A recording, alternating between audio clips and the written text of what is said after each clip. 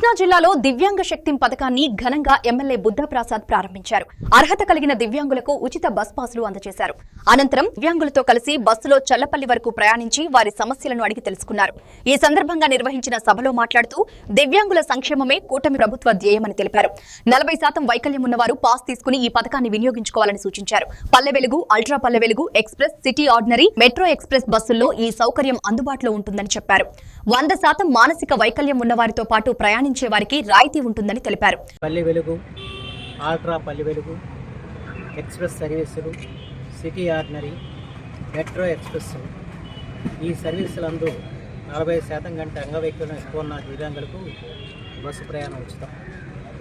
అలాగే 50% రాయితీతో అంటే సగం ఛార్జీతో నాన్ స్టాప్ సర్వీసులు, అల్ట్రా డైరెక్ట్ సర్వీసులు, సప్తగిరి ఎక్స్ప్రెస్ సర్వీసులు, అలాగే దృష్టిలోపం 100% ఉన్నట్లయితే వారికి ఉచిత బస్సు ప్రయాణంతో పాటు తోడుగా ఎస్కార్ట్ వచ్చే ఒక వ్యక్తికి కూడా 50% రాయితీ అనగా సగం ఛార్జీ చెల్లించి ప్రయాణం చేయవచ్చు.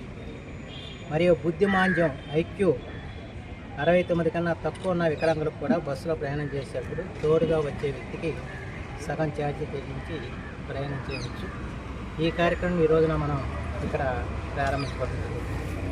అయితే ఒకటి ఏంటంటే ఈ 40% పైన ఉన్న దివ్యాంగులందరూ కూడా ఇక్కడ నమోదు చేసుకోవాల్సిన అవసరం.